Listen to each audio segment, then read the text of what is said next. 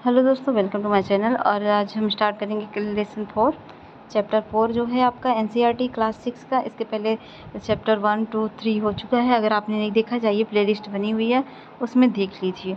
तो स्टार्ट करते हैं बिना टाइम वेस्ट किए हुए। हाँ, स्टार्ट करने से पहले मैं आपको ये कहना चाहूँगी, पहले आप चैनल को लाइक कर दीजिए, शेयर कर दीजिए, सब्सक्राइब कर दीजिए, फिर आगे बढ़िए। ठीक है, स्टार्ट करते हैं। तो पुस्तकालय में मेरी एक लड़की थी जो किसी पुस्तकालय में, मतलब इसके स्कूल के पुस्तकालय में टीचर ले जाते हैं, जहाँ पर मेरी एक अलमारी को खोलने की कोशिश करती है। तो मेरी को खोलता किताब, मतलब वो अलमारी, तो वहाँ पर टीचर पहुँचते हैं, बोलते हैं मेरी ये जो है बहुत सारे धार्मिक बुक है। तो मेरी सोचती है कि और क्या, ये मतलब धर्मों से जुड़ी हुई कैसी बुक होती है, या फिर वेद का संग्रह है उन्होंने बताया। तो वो सोचने लगती है वेद क्या होता है। तो ये थोड़ा सा मतलब क्या आता है, जिज्ञासा है उसके अंदर। तो उसी में क्वेश्चन क्या है, चैप्टर बना है। तो ठीक है, स्टार्ट करते हैं। दुनिया के प्राचीनतम साहित्य स्रोतों में से एक। तो आपको अगर नहीं पता होगा तो जान लीजिए, वेद 4 प्रकार के होते हैं: ऋग्वेद, सामवेद, यजुर्वेद, अथर्ववेद, और सबसे पुराना वेद कौन सा है? ऋग्वेद। कौन सा है? ऋग्वेद। नोट कर लीजिए। 3500 साल पहले ऋग्वेद में 1000 से ज़्यादा प्रार्थनाएं थी, जिन्हें सूक्त कहा गया। सूक्त का मतलब होता है अच्छी तरह से बोला गया। तो जो मैं बताऊंगी उसको आप अगर नोट कर रहे हो तो नोट करते जाइएगा। देवी देवताओं की स्तुति में रचे गए। इनमें 3 देवता बहुत महत्वपूर्ण हैं, और 3 देवता कौन हैं? वो हैं अग्नि, इंद्र और सोम। कौन से हैं? अग्नि, इंद्र और सोम। अग्नि आग के देवता हैं, इंद्र युद्ध के देवता है, और सोम एक पौधा है जिससे कि एक खास पेय पदार्थ बनाया जाता है, जिसे सोमरस में दारू जो पहले राजा लोग पीते थे। वैदिक प्रार्थनाओं की रचना ऋषियों ने की थी। आचार्य विद्यार्थियों को कंठस्थ कराने के लिए अक्षरों, शब्दों, वाक्यों को पढ़ाते थे। तो ठीक है, एक मिनट। ठीक है, सॉरी।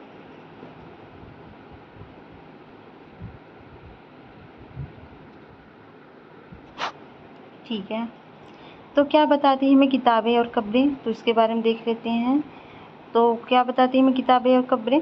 तो संस्कृत भाषा भरोपी भाषा परिवार का हिस्सा है। और ठीक है, तो हिस्सा भारत की कई भाषाएं, असमिया, गुजराती, हिंदी, कश्मीरी और सिंधिया, एशियाई भाषाएं जैसे फारसी है, यूरोप है, बहुत सी भाषाएं जैसे अंग्रेजी, फ्रांसीसी, जर्मनी, यूनानी, इतालवी, स्पेनिश आदि इसी परिवार से जुड़ी हैं। उन्हें एक भाषा परिवार इसलिए कहा जाता है क्योंकि बहुत से शब्द एक जैसे थे। उदाहरण के लिए मातृ संस्कृत है, माँ हिंदी है, और मदर अंग्रेजी है।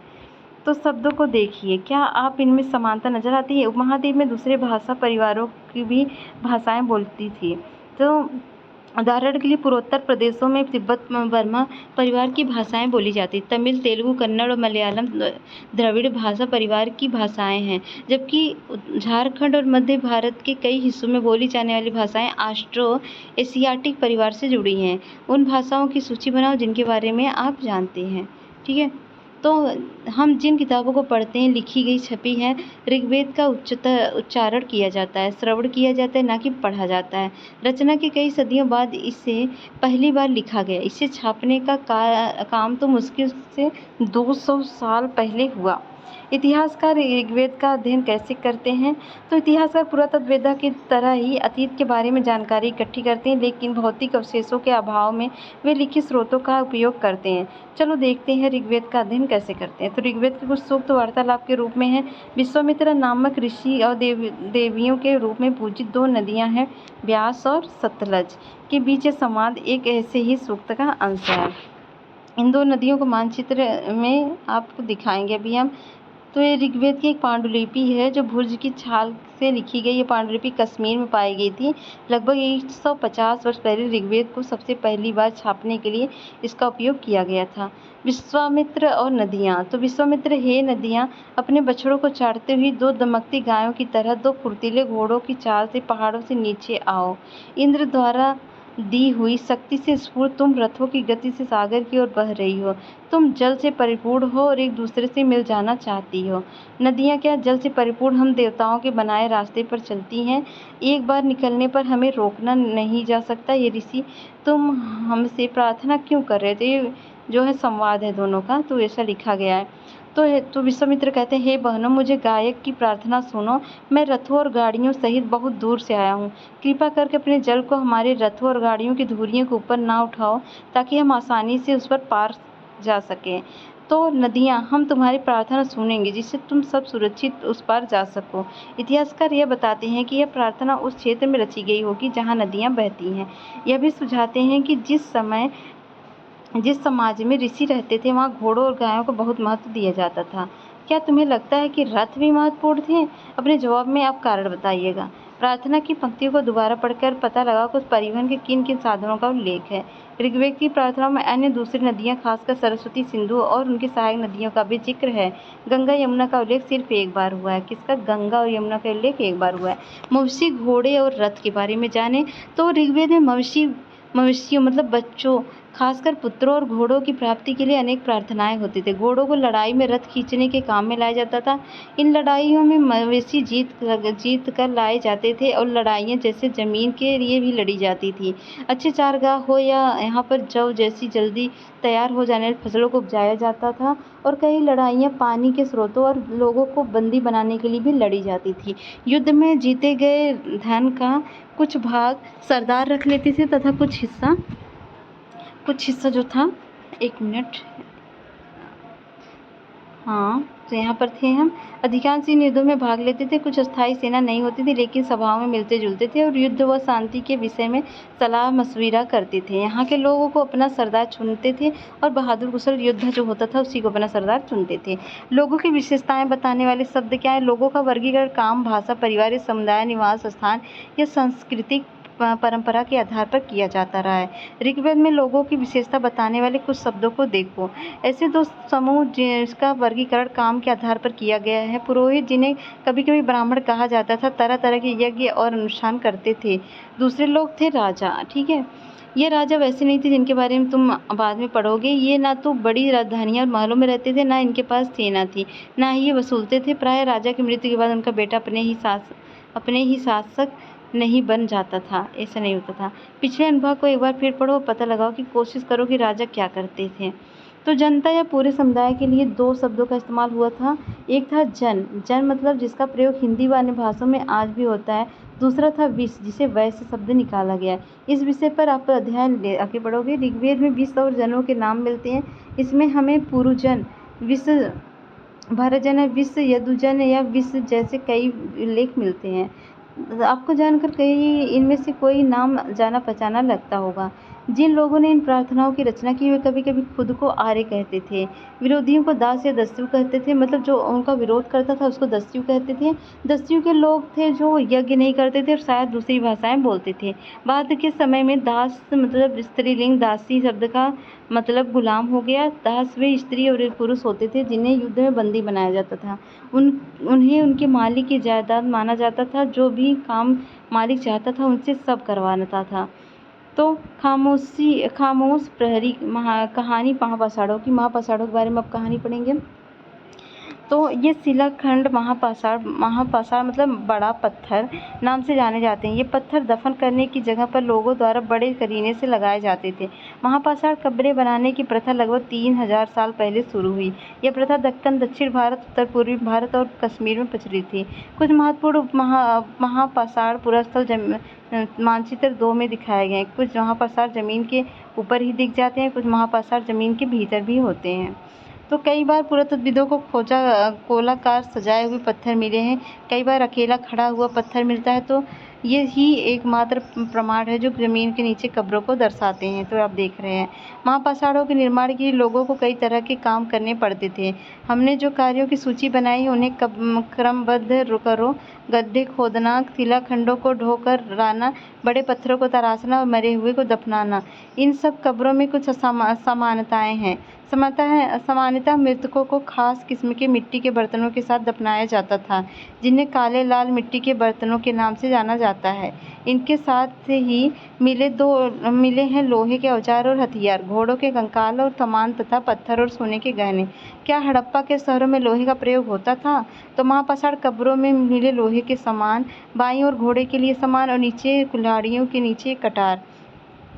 तो लोगों की सामाजिक समानताओं के बारे में पता करना है। तो पुरातत्वविद मानते हैं कि कंकाल के साथ पाई गई चीज़ें मरे हुए व्यक्ति की ही रही होंगी। कभी कभी एक ही कब्र में दूसरी कब्र में ज़्यादा चीज़ें मिलती हैं। तो ब्रह्मगिरी को खोजो यहाँ पर चित्र में। तो अभी इसके पहले जो आप लेसन पढ़े थे उसमें देखा था ना, कब्रों में लोगों को वस्तुओं के साथ दफनाया जाता था। कभी कभी महासापसड़ में एक से अधिक कंकाल मिले हैं। ये दर्शाते हैं कि शायद एक ही परिवार के लोग एक ही स्थान पर अलग अलग समय पर दफनाए गए होंगे। बाद में मरने वाले लोगों को पोर्ट होल के रास्ते कब्रों में लाकर दफनाया जाता था।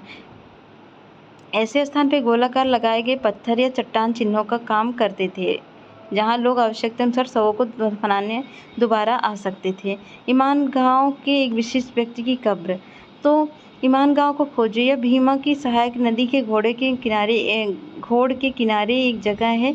इस जगह पर 3600 से 2700 साल पहले लोग रहते थे। यहाँ वयस्क लोगों को प्रायः गड्ढे में सीधा लिटाकर दफनाया जाता था। उनका सिर उत्तर की ओर होता था और कई बार उन्हें घर के अंदर भी दफनाया जाता था। ऐसे बर्तन जिसमें शायद खाना और पानी हों दफनाए गए शवों के पास रखे जाते थे। एक आदमी को 5 कमरों वाले मकान के आंगन में 4 पैरों वाले मिट्टी के एक बड़े से संदूक में दफनाया गया था। बस्ती के बीच में बसा यह घर गांव के सबसे बड़े घरों में से एक था। इस घर में एक अनाज का गोदाम भी था और शव के पैर मुड़े हुए थे। तो क्या तुम्हें लगता है कि किसी सरदार का शव था? अपने जवाब के कारण आपको बताने होंगे। तो क्या बताते हैं हमें कंकालों के अध्ययन। तो छोटे आकार के आधार पर एक बच्चे के कंकाल को आसानी से पहचाना जा सकता है और बड़े कंकाल में एक बड़े पुरुष या महिला को। क्या है, हम ये जान सकते हैं कि कंकाल किसी पुरुष का है या स्त्री का। तो कभी कभी लोग कंकाल के साथ मिले सामानों के आधार पर इसका अंदाजा लगाते थे। उदाहरण के लिए यदि कंकाल के साथ गहने मिलते हैं तो कई बार उन्हें महिला कंकाल मान लिया जाता था, लेकिन ऐसी समझ के साथ समस्याएं हुई। अक्सर पुरुष भी आभूषण पहनते थे। कंकाल का लिंग पहचानने के बेहतर तरीका उसकी हड्डियों की जांच है। चूंकि महिलाएं बच्चों को जन्म देती हैं, इसलिए उनकी कटी प्रदेश या कुल्हा पुरुषों से ज़्यादा बड़ा होता है। यह समझ कंकालों के आधुनिक अध्ययन पर आधारित है। आज से लगभग 2000 साल पहले चरक नाम के प्रसिद्ध वैद्य हुए थे। उन्होंने चिकित्सा शास्त्र पर चरक संहिता नाम की किताब लिखी। वे कहते हैं कि मनुष्य के शरीर में 360 हड्डियां होती हैं। यह आधुनिक शरीर रचना विज्ञान की 206 हड्डियों में काफ़ी ज़्यादा है। संभवतः चरक ने अपनी गिनती में दांत, हड्डियों के जोड़े और कार्टिलेज को जोड़कर यह संख्या बताई। इमाम गांव के लोग के काम धंधे के बारे में बात करें तो इमाम गांव के पुरातत्वविदों को गेहूं, जौ, चावल, बाजरा, मटर और तिल के बीज मिले हैं। किसके किसके? जौ, गेहूं, दाल, बाजरा, मटर और तिल के बीज मिले हैं। इसमें पूछ लेगा किसी और को डाल के, जैसे कि चना डाल देगा या कुछ और डाल देगा, क्या वो भी मिले थे? तो कई जानवरों की हड्डियां भी मिली हैं। कई हड्डियों पर काटने के निशान से यह अंदाजा होता है कि लोग इन्हें खाते होंगे।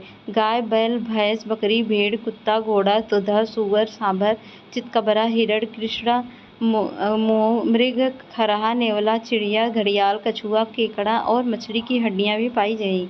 ऐसे साक्ष्य मिले हैं कि बेर, आंवला, जामुन, खजूर और कई तरह की रसभरियां एकत्र की जाती थी। तो इस प्रमाण के आधार पर ईमान गांव में लोगों के काम धंधों की एक सूची बनाना है आपको। तो ठीक है, अब यहाँ पर ये जो क्वेश्चन है आप करोगे कमेंट बॉक्स, जैसा कि आपको पहले मैंने कहा है, ये सारी चीज़ें आप कमेंट बॉक्स में करके बताओगे। हम आपको टेलीग्राम आईडी दे देंगे आपको डिस्क्रिप्शन बॉक्स में, तो वहाँ पर जाइए, ज्वाइन करिए और वहाँ पर हम आपको अपने क्वेश्चन को पोस्ट करिए आंसर को लिख करके। और जो क्वेश्चन यहाँ पर दिए है ना, इसका मेंस के टाइप का आंसर आप लिख के भेजना, हम देखेंगे और आपको रिव्यू फीडबैक देंगे। तो यहाँ वाक्य को पूरा करके लिखना है। ये सारे क्वेश्चन आपको एकदम बच्चों की तरह कंप्लीट करने हैं। तो आओ चर्चा करें, क्या हम जो किताबें पढ़ते हैं वो ऋग्वेद से भिन्न है? तो 2 लाइन तो कम से कम लिखना। पुरातत्वविद कब्रों में दफनाए गए लोगों के बीच सामाजिक अंतर का पता कैसे लगाते हैं? एक राजा जीवन या दास या दासी के जीवन में कैसे भिन्न होता है? पता करो कि तुम्हारे विद्यालय के पुस्तकालय में धर्म के विषय पर किताबें हैं या नहीं। उन पर संग्रह किन्हीं 5 पुस्तकों के नाम बताना है।